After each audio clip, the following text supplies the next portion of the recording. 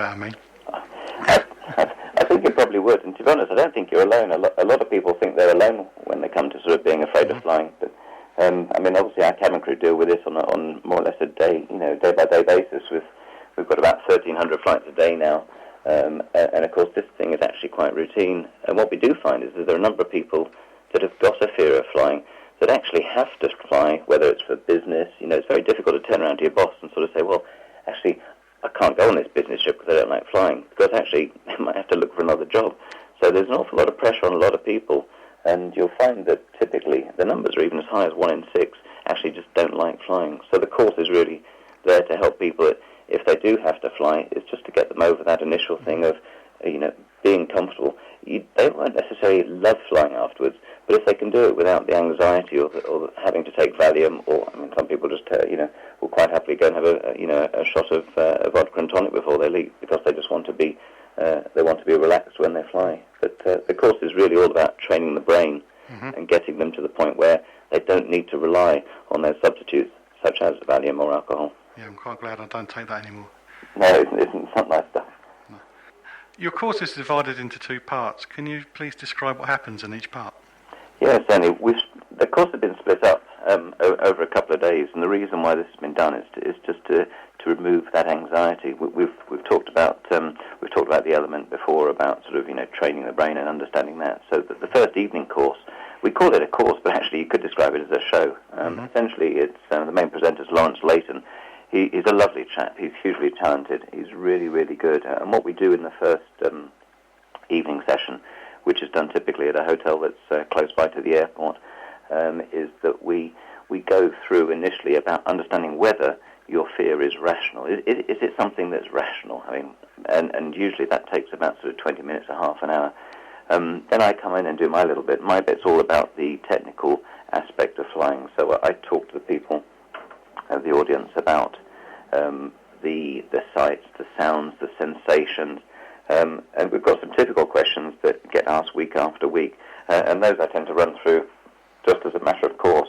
And then we have a fairly open question and answer session, and this is really a great opportunity for the audience just to have a look at what they've had so far in terms of the information, and are there any holes in the information, and ask any questions. And there are no questions that are off limits. I'll be entirely open and frank with the audience in terms of any questions they want to ask. So I'll answer those questions for about 20 minutes or half an hour, and then we have a break. And then the second half is really Lawrence's main time to focus on the individuals. And without giving too much away, this is a focus on training the brain. So Lawrence has a few tools, 3 specific tools that he gives the audience in order to get over their phobia of flying. And these are sort of things, whether you've got a phobia of flying or maybe even you don't like spiders, you could still use the same methods. And it's all about sort of changing the track or changing your brain. Because if you're preconditioned to think, actually, I don't like flying, I don't like flying, and that's your total focus, it's very difficult to get off that. It's a bit like a broken record. You just go around that same track, time after time. And hence, that's why Lawrence has these 3 techniques. And the results are staggering. We did a course in Luton a couple of weeks ago. 100% success rate, absolutely fantastic. All the other courses we've done, we've had 95% plus success rate. So I have to say, wholeheartedly support the product. It's a fantastic product. And if anybody does have any anxiety or fear of flying, it's definitely the place to go. What's the most common question you're asked during the question session? I think one of the most common questions, to be honest, is that can two planes crash? Can they crash into each other?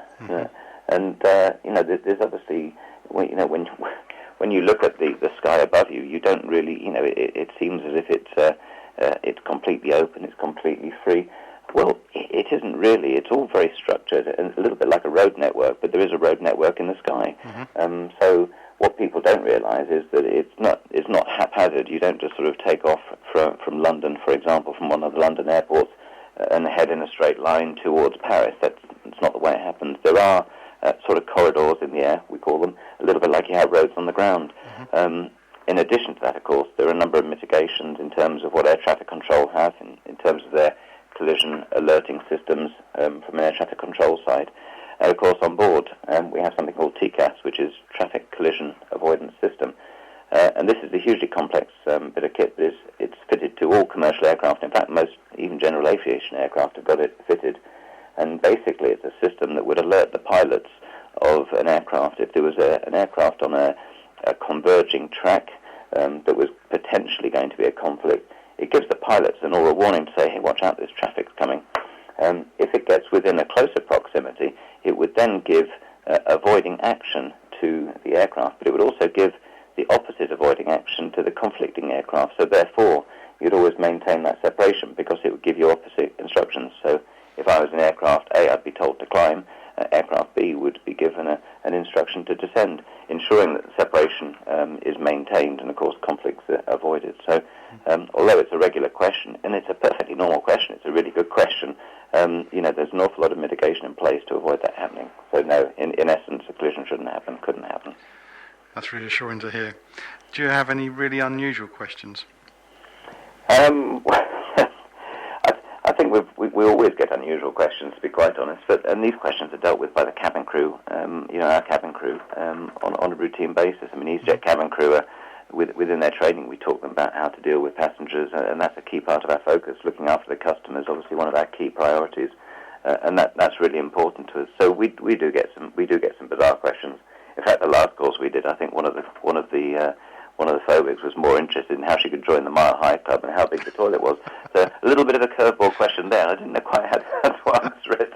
So anyway, we'll perhaps swerve that one. Well, that's quite a really good question, because the toilets aren't that big, are they? Well, they're not that big, but it was quite funny that her phobia was, or her reason for getting over her phobia of flying was to join the Mile High Club. But anyway, we'll perhaps gloss over that one. Yeah, okay. It's certainly the strangest question I've had. You can keep up to date with travel news and leave me a message at facebook.com/John Guinn Travel Show. I'm replaying an interview I did in October 2013 with Captain Chris Foster from easyJet. We're talking about the Fearless Flyer programs. As I mentioned, people are looking forward to their holiday for 2016, but some aren't because of their fear of flying. And one way of getting around this fear is to go on a course such as a Fearless Flyer. We're going to find out a little bit more about them, and at the end of the interview I'll go through the list of the dates and airports for the courses that are happening in 2016. Where are these courses run? In fact, they're run nationally. We've done a number of courses already.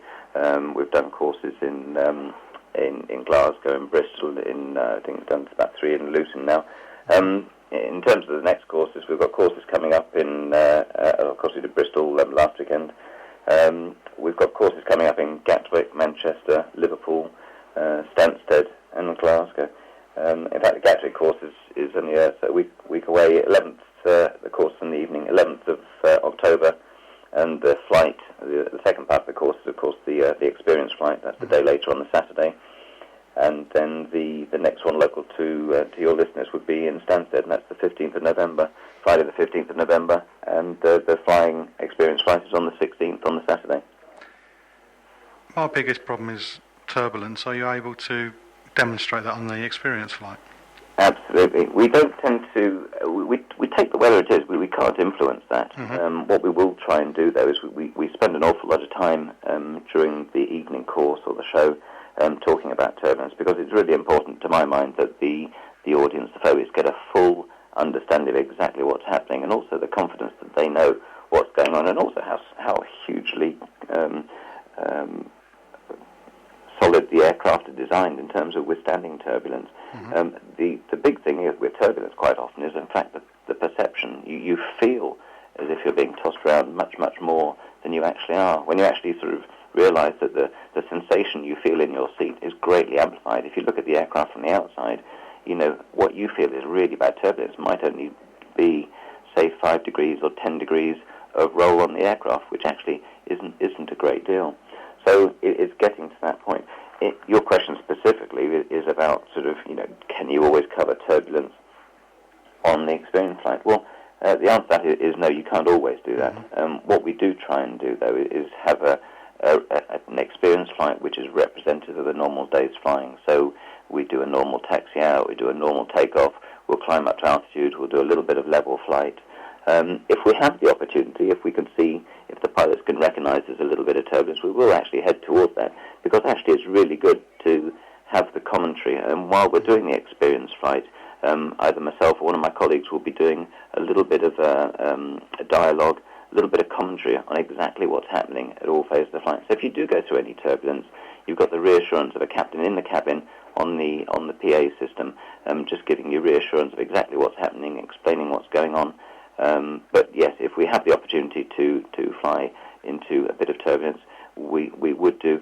And we've had flights, to be honest, we've had flights in all sorts of conditions. We've had flights on really wet days, we've had flights on really windy days, and we've had flights on really smooth days. Actually, the people are getting off with smiles on their face, regardless of the conditions of the flight. That's good, a smile on their face. I just want to throw one question in because of a recent flight. Yes, of course. I was coming back from Jamaica last week, and there's a lot of thunderstorms in the area, and my wife was concerned about being struck by lightning. Yes. She said it's no problem, but can you just explain what happens? Yes, certainly. Well, first thing to really mention with lightning is obviously there are a number of methods to try and avoid lightning in the first place in terms of rerouting the flight and avoiding bad weather, because obviously lightning comes with a certain type of cloud called cumulonimbus clouds. Now the important thing with that is that pilots, by looking at their weather radar, even before they leave, they look at the weather charts. They would always try and give a wide berth to that sort of weather, and therefore the probability of being struck by lightning is much reduced because of that. They're constantly monitoring the radar and making sure. Sometimes they can climb above the bad weather. Sometimes, if it's specifically very, very bad thunderstorms, it's not possible to climb above it, but you have to deviate around it in terms of changing the route of the aircraft to avoid the bad weather. So that's the first point to make. But your question more specifically is really about, well, what happens if an aircraft is struck by lightning?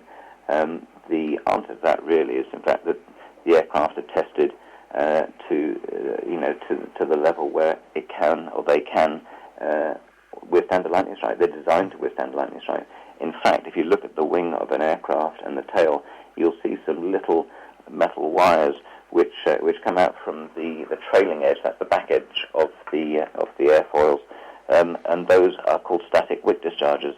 And the reason they're there is so they can conduct the electricity. So if the aircraft is struck by lightning, it absorbs the energy and dissipates the energy through these static wick discharges. So in summary, there's not a problem. The aircraft are built to withstand lightning strikes. What can happen, though, quite often, is it does make an awful crack. You get a real cracking sound on the aircraft, and of course, if you're not expecting it, then that you may find somewhat alarming. But in terms of the structural integrity of the aircraft, not in question. No, it's absolutely fine. Oh, good. I'll look out for those wires next time we're getting on a plane. Yeah, no, if you do, I mean, specifically if you board up the rear steps of the aircraft, just look forward towards the wing, and you'll see those on the aircraft. Anybody can do that, and that's exactly what they're for. They dissipate the lightning, really. And the other thing to mention is that the autopilots and the electrical systems of the aircraft are so well shielded in terms of interference and bits and pieces that actually it's basically a non-event. The autopilot. I've been flying. I've got thousands of hours of flying experience. I don't think not once has the autopilot ever fallen out due to bad weather, whether it be turbulence or whether it be sort of lightning. And to be honest, that's just really a credit to the way how well shielded the electrical systems are. So it just goes to show that the way the aircraft are manufactured to withstand this sort of activity and lightning, it really does go to show that they do a super job. They're very well done. Great. Finally, how can the listeners find out more about your courses? A number of ways, really. The best thing to do is to go onto the website, which is www.fearlessflyer.easyjet.com. If they can't remember that, because it's a bit of a mouthful, if they just type in Fearless Flyer into their favourite search engine, Fearless Flyer and easyJet, or even just Fearless Flyer, it'll come up probably the first or second item on the list.